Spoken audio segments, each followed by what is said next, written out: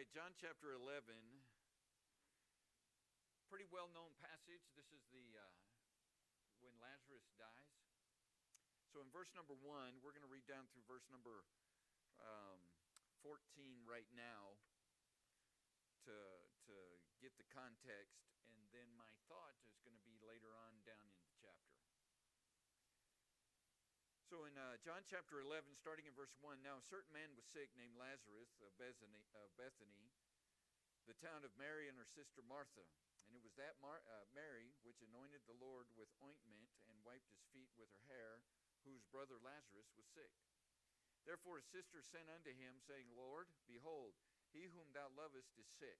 When Jesus heard that, he said, This sickness is not unto death, but for the glory of God, that the Son of God might be glorified thereby. Now Jesus loved Martha and her sister and Lazarus. When he had heard, therefore, that he was sick, he abode 2 days still in the same place where he was. Then after that saith he to his disciples, Let us go into Judea again.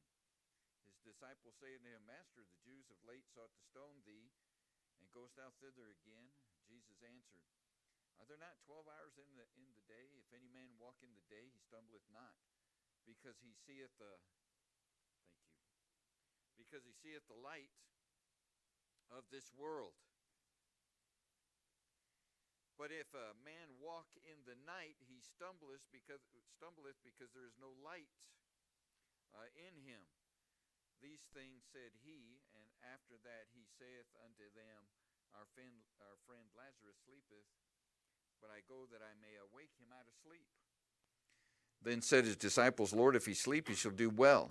Howbeit Jesus spake of his death, but they thought that he had spoken of taking rest in sleep. Then said Jesus unto them plainly, Lazarus is dead.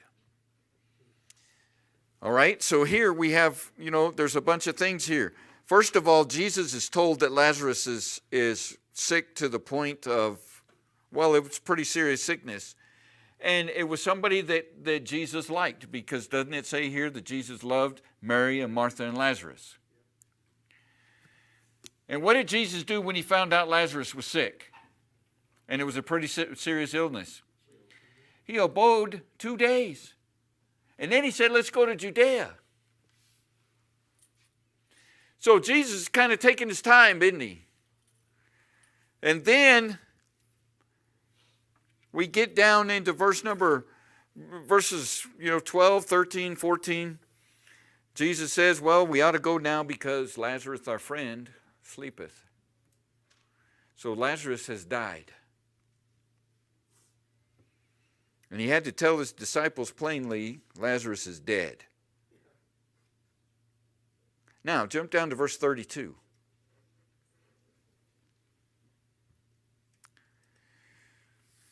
So Jesus has come. Martha has already come to him and basically said what we're going to read that Mary says. If thou had been here, Lazarus had not died.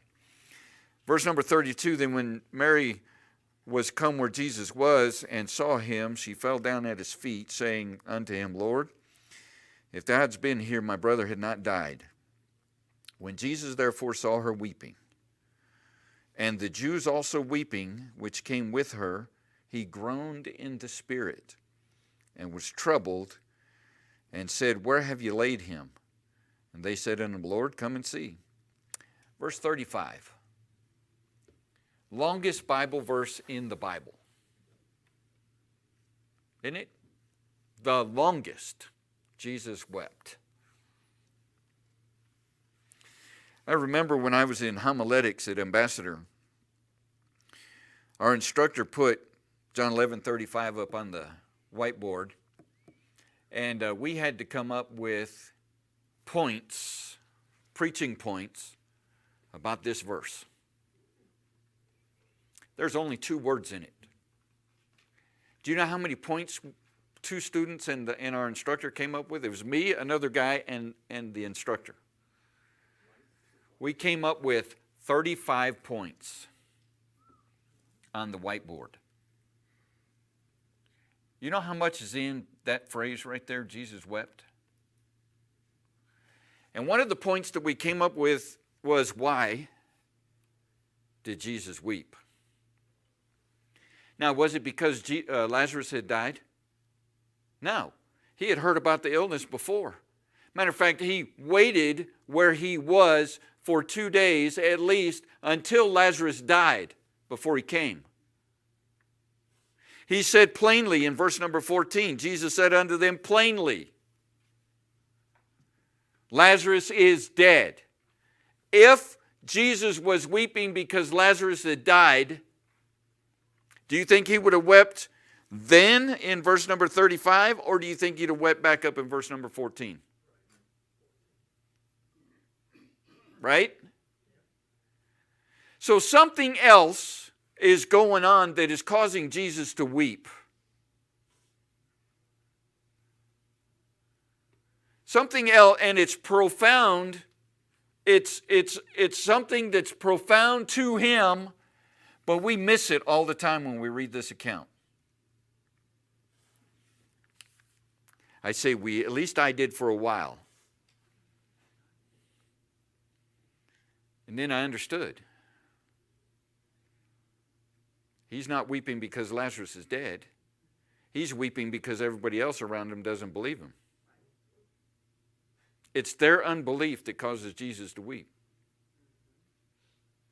I wonder if it's the same thing today. Jesus might be weeping in heaven because of our unbelief.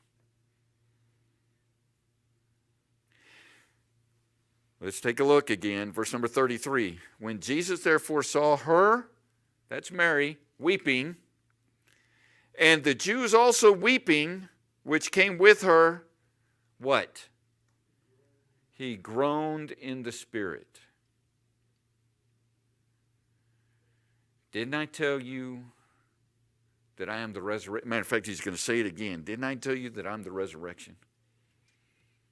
Didn't I tell you if you're in me, you're going to be part of that resurrection? Verse 36, then said the Jews, behold how he loved him. Boy, they misunderstood that, didn't they? They saw Jesus weeping, and they thought it was because he loved Lazarus, and Lazarus had passed away. He's weeping because of them and their unbelief. Some of them said, could not this man which opened the eyes of the blind have caused that even this man should not have died? Look at this again, verse number 38. Then Jesus therefore again, groaning in himself, cometh to the grave. It was a cave, and a stone lay upon it. Again, the second time, Jesus is groaning. Is it because Lazarus is dead? No. It's because of those people around him weeping and unbelief. And then they began to accuse him. Did you guys see that? This guy opened the eyes of the blind. Couldn't he come and heal Lazarus? Did Jesus need to come to heal Lazarus? No. Anybody remember another account where Jesus didn't make it either? Matter of fact, he didn't even go. He didn't even go. The servant of somebody came. Was it the centurion? Didn't he go to the centurion's house? No, okay, I'm thinking of another account. Yeah, he said, you don't even have to come. And Jesus raised her up. Even at this hour. Or no, he found out later on, right when he was talking to Jesus, that was the hour that the young maid was raised up. So Jesus didn't even need to be there. Jesus could be 2 days' journey away. And all he'd have to say is, Lazarus, I want you to be healed. Blam. Yet they accused him. Some of them said, verse 37, could not this man which opened the eyes of the blind. By the way, would you call that a miracle? Isn't it funny how we accuse people of not performing miracles that could perform miracles? Well, you did it then. How come you couldn't do it now? Probably the same crowd. Well, he saved others. Why can't he come down from the cross and save himself?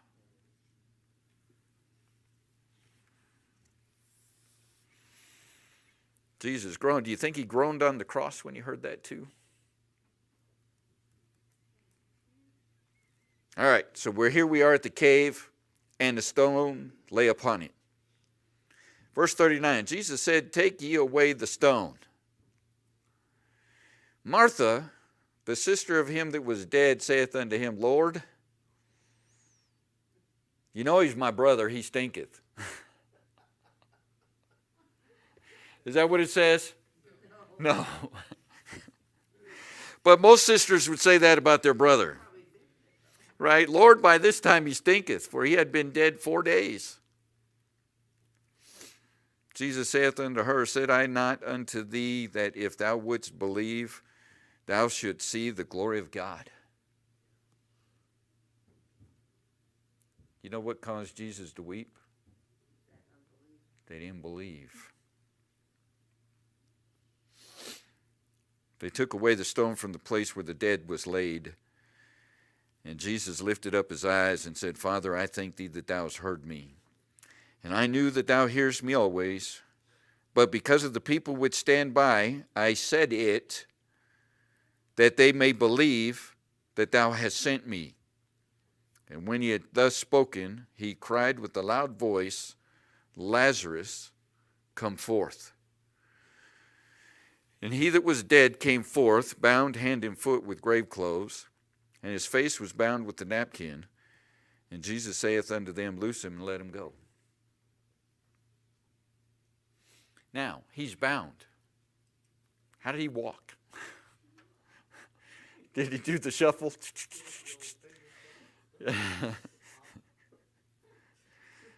It said he was bound hand and foot with grave clothes, and his face was bound. Could you imagine? "I can't breathe in here." And Jesus said, "Loose him." All right, here I come to my point. Jesus could perform miracles, could he not? My point is this. There's also sometimes when Jesus says that we have a part in the performing of the miracle.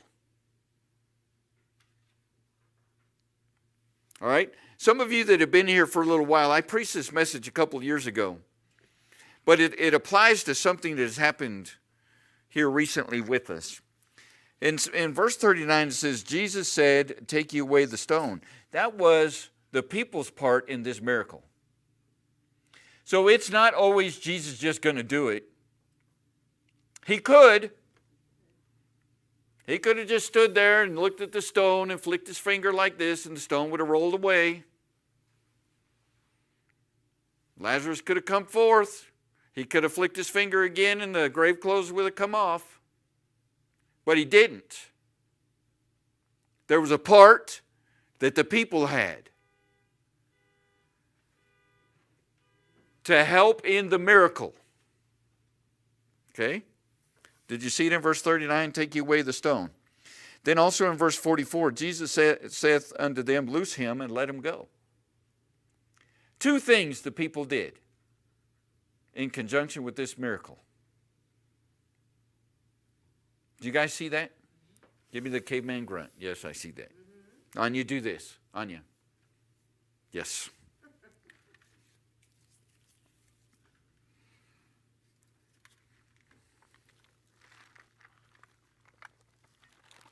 How many of you believe that God knows what happens before it happens?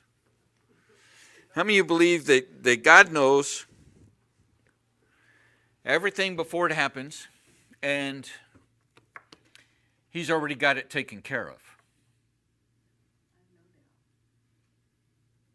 Okay, I've got you hyped up right now. You're sitting on the edge of your seat wondering what in the world I'm moving up to, aren't you?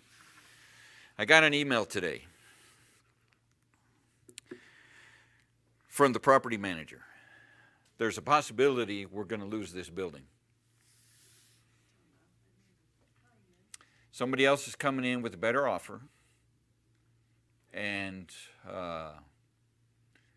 The property managers, there's two partners. I deal with one. It's the other partner that's got a client that's really interested in our building. And I have to show the building on Friday afternoon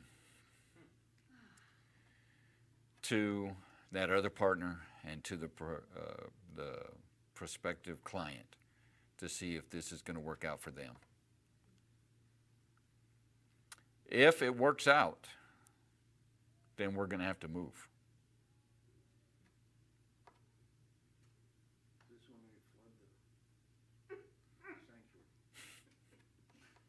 Destroy the church. So,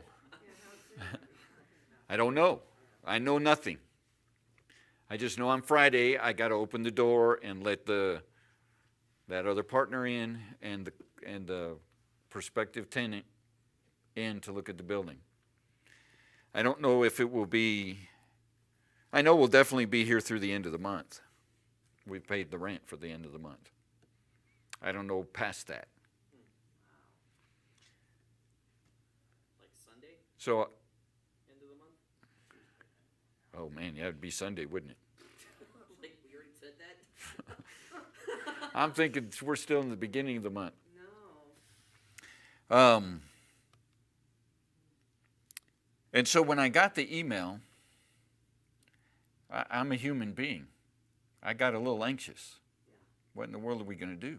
Where are we going to go? Where's all this stuff going to go? Where are we going to meet? All of that. And I was I was driving around doing errands. Matter of fact, I was getting all those coins counted from the penny offering. I have to go to our credit union over here, dump it in the coin machine, get cash, and then I have to go to Chase, where the church's bank account is, and deposit all that cash. And I'm trying to get Jay onto the bank accounts because he's the treasurer. And so I'm doing all this stuff, and that's going around in my mind, that email, and I'm anxious. Where are we going to go? What are we going to do?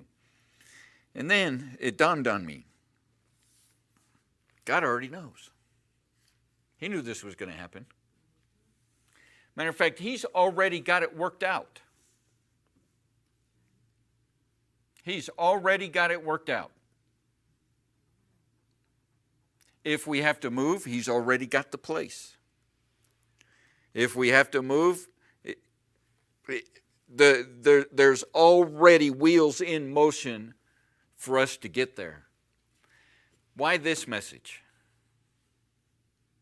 I still believe there's some things that we need to do. There's our part. Do you think we should look for a building? Do you think we should get like super active looking for a building now?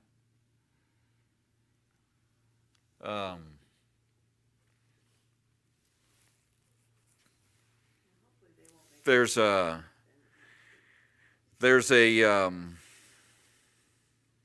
in the fellowship that I belong to, I'm affiliated with. I don't know how to, we're not members. They're all about church planting, and they have a land fund, and they loan to churches like ours to help make a down payment and different things like that. The part that I think one of the parts that we should do is look into just doing the application for that. Take away the stone. I think it would be good if we could, maybe, it's not going to be getting the money, it's just going to be, just filling out the application. I don't think it's going to be an issue. And, having that ready for, the time that we might have to put a down payment down.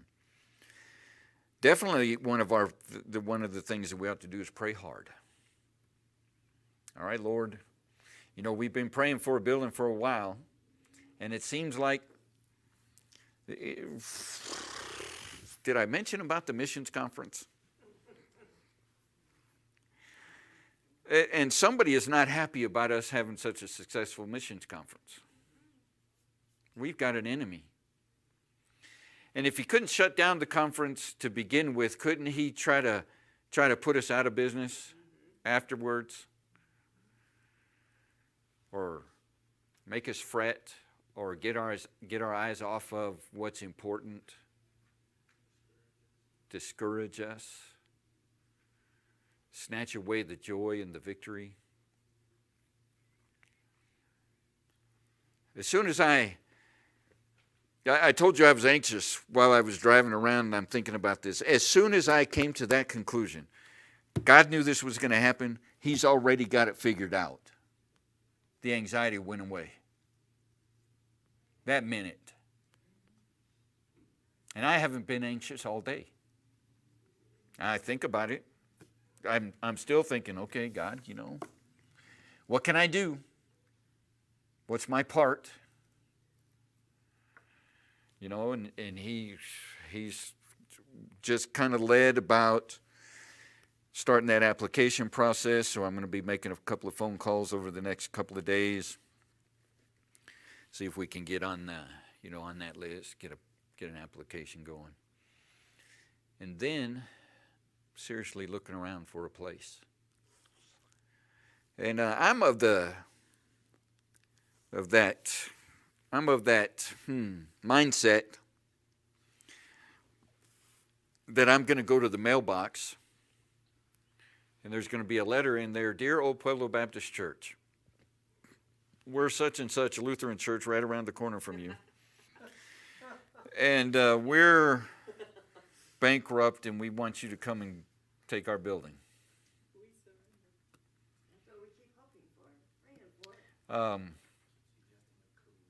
So I'm not even. That's not me walking over there and saying, "Hey, can I have your building?" That's them reaching out. Can God do that? Absolutely. He absolutely can. Can He give us another building? He absolutely can. Can He give us another piece of land? There's a big old chunk of land for sale right here on Broadway and Harrison. Corner lot. Yes. Yeah. But no building. So we'd be starting out in a double wide trailer. So we got a building put up. All of this to say, and the Lord reminded me of this message. He performed a miracle, didn't He? But there were still some things that He had the people do. And I think that's what we need to look at in this. One of the things we ought to be doing is praying. The other one is looking. And the other one is, prepping, filling out the application. And then stand back and listen for the Lord to say, that building there. And we could do, our part and then not even need the money because the Lord's going to give us the building. Or, He might give us a piece of land and we'll still have to build on it.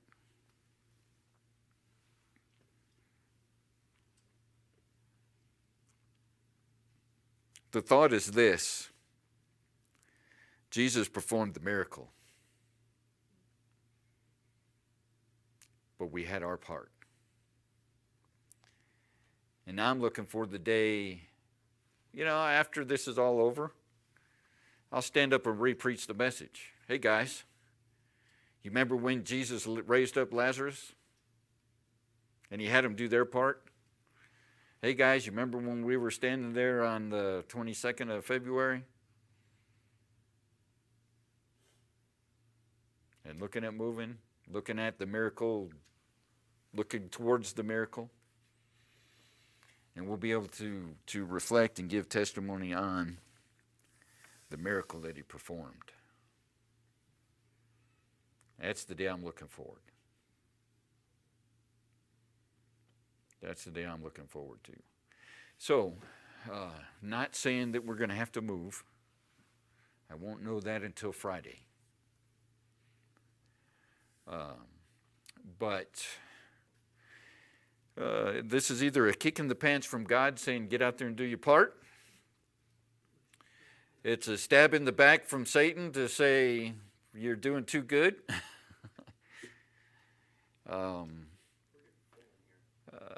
And we're getting kind of full in here. You know, we've been praying if we get any more kids, we're going to have to put them out in the parking lot. I mean, it might be, you know, it might be both.